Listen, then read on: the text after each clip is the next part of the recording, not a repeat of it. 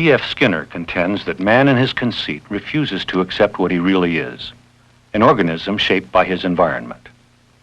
In Dr. Skinner's controversial book, Beyond Freedom and Dignity, he expresses the view that our individual and our cultural ills derive largely from the persistent and mistaken notion that there is in each of us an inner man who is somehow immune to environmental shaping, somehow ultimately free.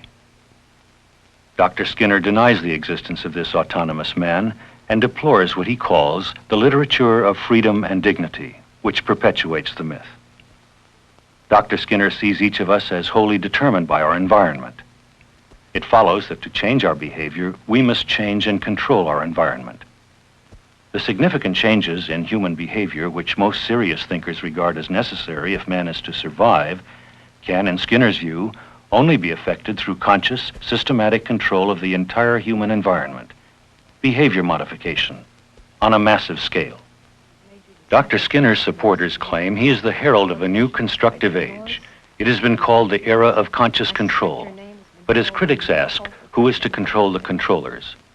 They argue that his views, leaving no room for basic human rights, are an open invitation for a new form of totalitarianism, and that his philosophy attacks the principles of human freedom and dignity on which our culture is based.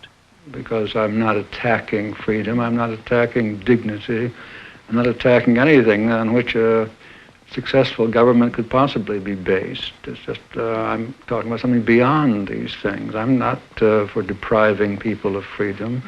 I want them to feel free as much as they've ever felt free, and I'd like to have that, like to have them feel freer than they do now. And I want people to be achievers. I don't want to deprive them of the chance to do the things for which we give them credit. But much more is possible, and I think we are failing to do the kinds of things that we could do because we are misunderstanding what we mean by freedom and dignity, and it's standing in our way. Many of the people who reviewed my book have mentioned rats in mazes or dogs in dinner bells. If that's what I was talking about, if it's not. It's quite surprising to me now, looking back on it, how little the world in general knows about operant conditioning, and I would include many psychologists. It's an extremely advanced, rigorous science. There are hundreds of laboratories throughout the world that are doing this work. Just how free is man? Well, of course, it depends on what you mean by freedom. I think traditionally the struggle for freedom has been concerned with freeing men from what we call aversive events, punitive events, annoying events, discomfort, and that kind of thing. And I'm all for that. I wouldn't change it. I would not deprive man of that kind of freedom. I think he could do a very much better job, however, in living a day in his life free of threatening, coercive, punitive control. That was fine. And I think when you have to free the individual from despots, tyrants, people who control through punitive methods, the best way is to build up the individual, to convince him that he can be free, that the power derives from him which is being used against him, and so on. I'm all for that. I'm all for building the individual up. But what has happened is that the control has therefore been branded as wrong because it is something we want to escape from. We don't recognize the fact that we are also controlled when we do what we want to do, when we feel free.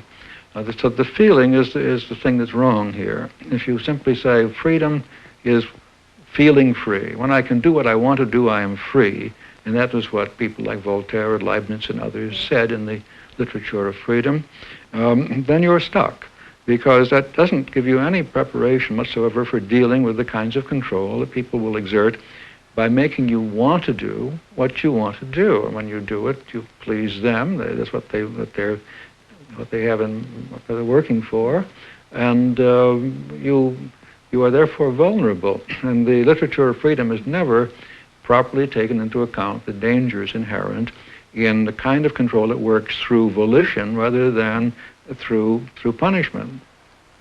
Then when I may feel free, but I'm still being controlled. Absolutely. We're all controlled all the time. And that's one thing I think that we simply must recognize. And until we do, we're likely to worry about control. But you're controlling me, I'm controlling you. Parents control their children, the children control parents. employers control workers, workers control employers. This is going on all the time. You're controlled by the physical environment you live in. You're controlled by the social environment.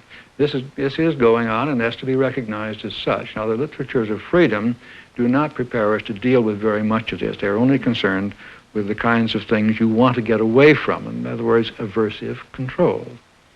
Suppose people read your book, take the message seriously, realize that they are being controlled under all sorts of conditions. What happens to their feeling of freedom? Will they lose it? Well, I don't know. I certainly believe that my own behavior is entirely a function of, in the first place, my genetic endowment. That's the evolution of the species and small divisions of the species.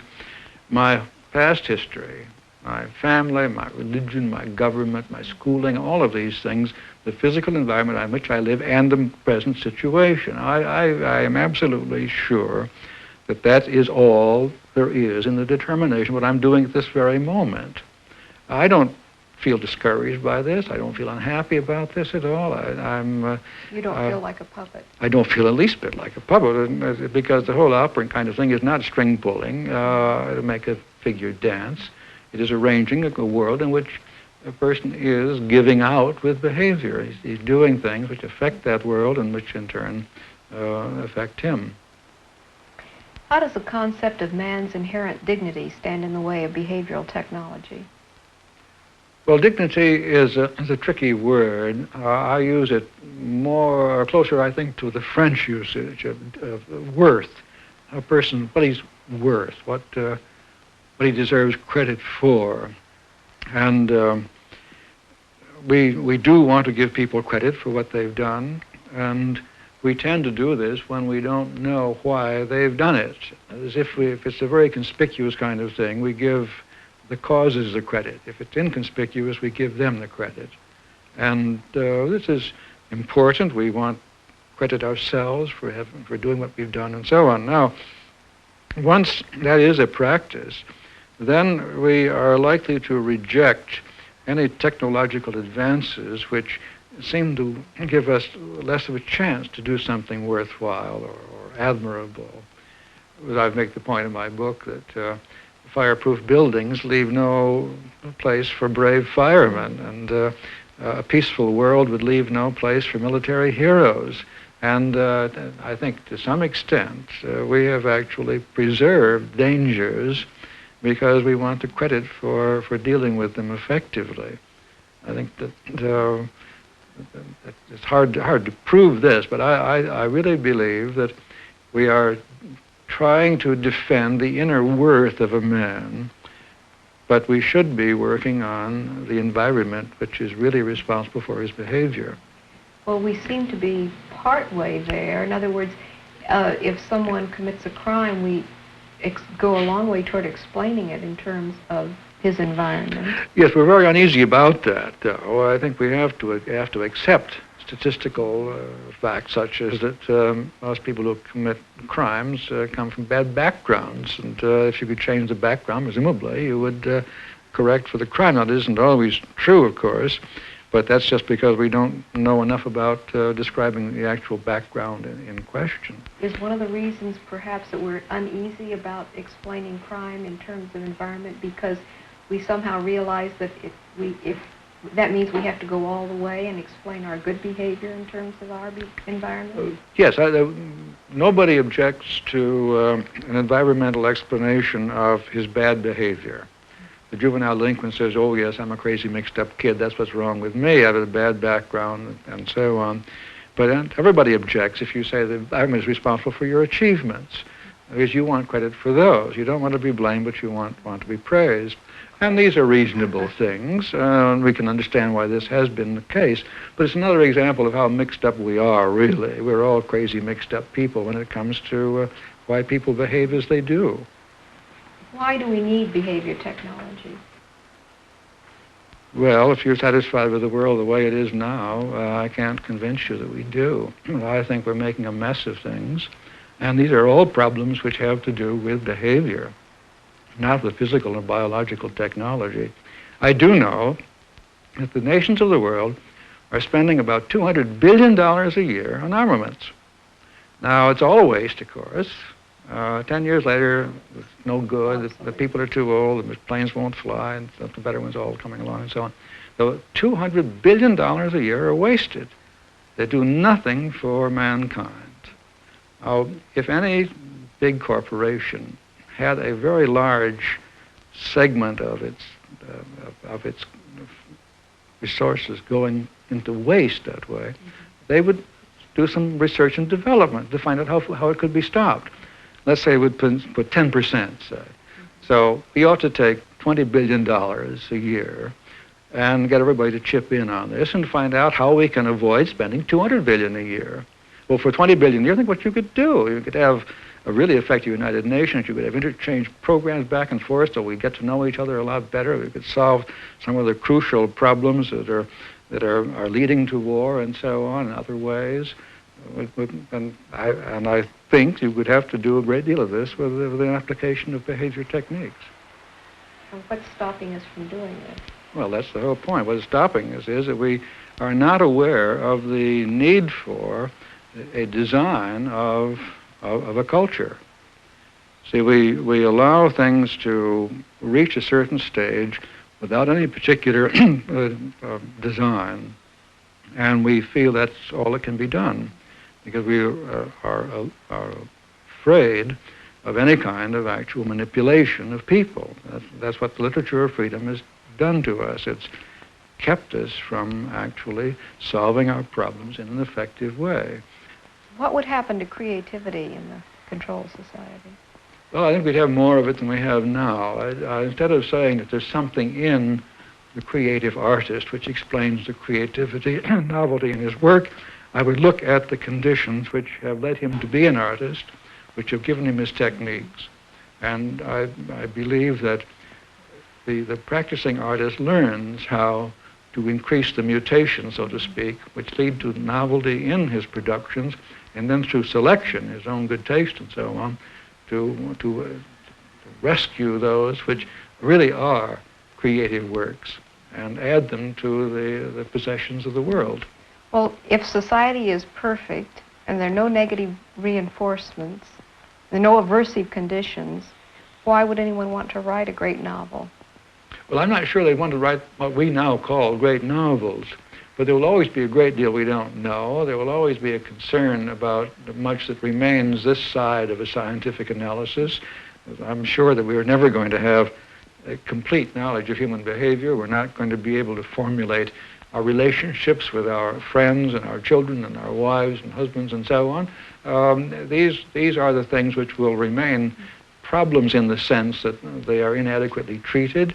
The science of physics does not clarify everything about the physical world so that we're no longer interested in the curious forms that plants take and so on. We see beauty in the physical world, even though physics can, if we press them, physicists can give a better account.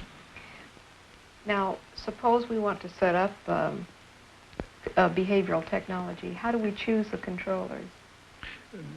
The controllers choose themselves. Bear in mind that we're not talking about any totalitarian figure at the top who's going to run everything.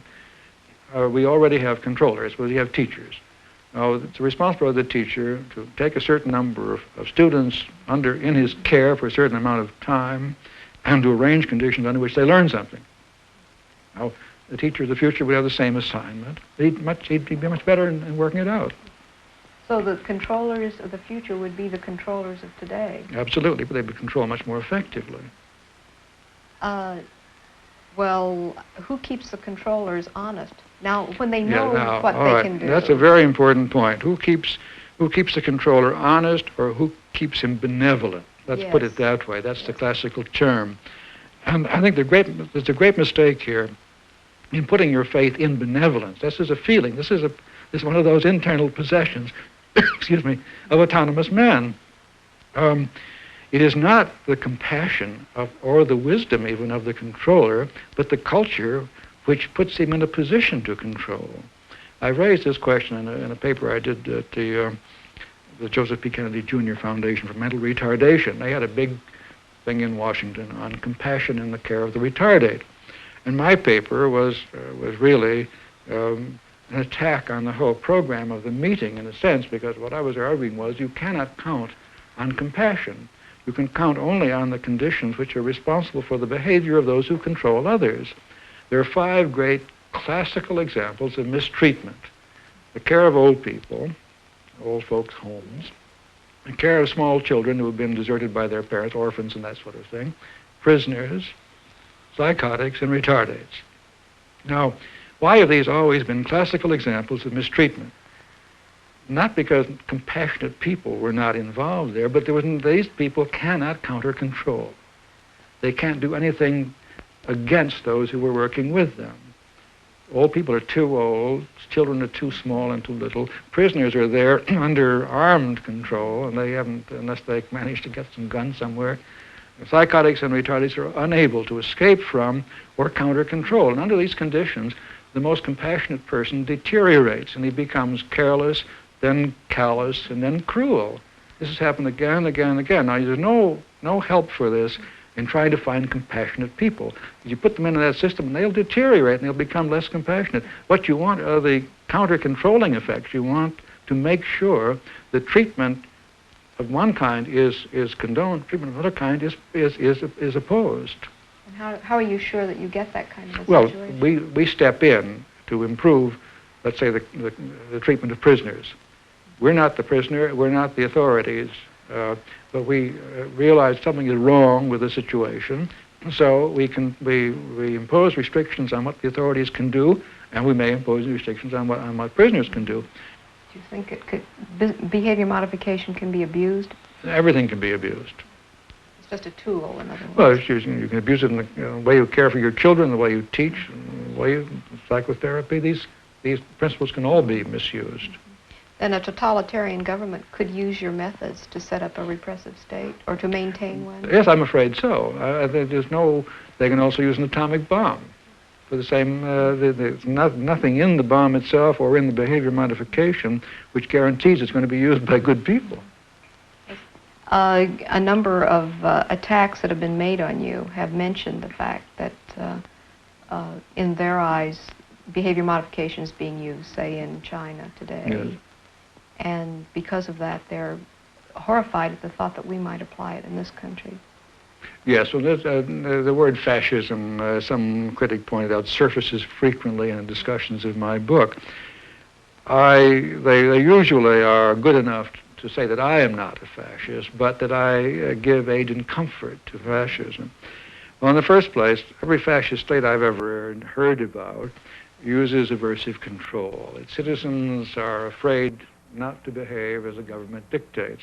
And I've spent all my life on the one to punitive control and to argue in favor of them against punitive control. So that if we're talking about the techniques used by fascism or any totalitarian state, then I would be definitely in favor of the kinds of techniques that lead people to feel free and enjoy what they're doing. Now, it is still possibly true that I give aid and comfort to any way of life which is concerned with improving its practices. Whether I give them an advantage is another thing, and that all depends on whether democracy, what we call a democratic way of life, can indeed take advantage of what we're learning about human behavior. And my book expresses my own concern that the curious history of freedom and dignity as concepts in our thinking about society, whether that has not somehow or other made it impossible for us to take advantage of what we are now discovering about human behavior. And in that case, somebody else will, and they will go down the drain. And I think this was worth considering. Well, now that we've gone beyond freedom and dignity, what's left? What is man?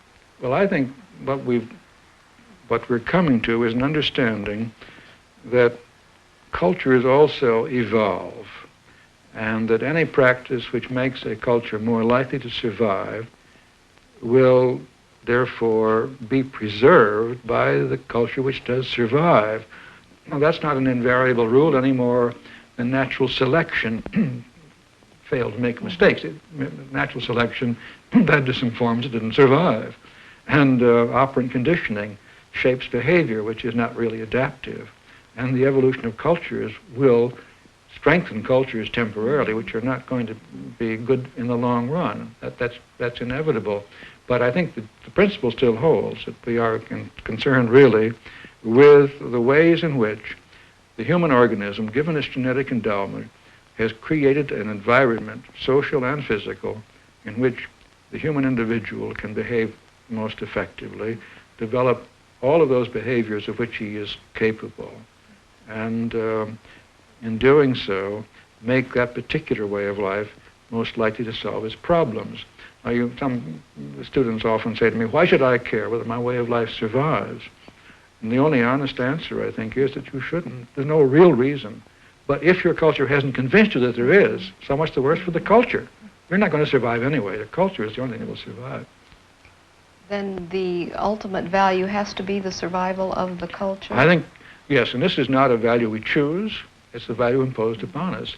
Just as you would in the evolution of a species, you might say to a fish during the evolutionary process, where are you going? What is your final value? What's going to be the final perfectionistic state of this particular species? No one can say.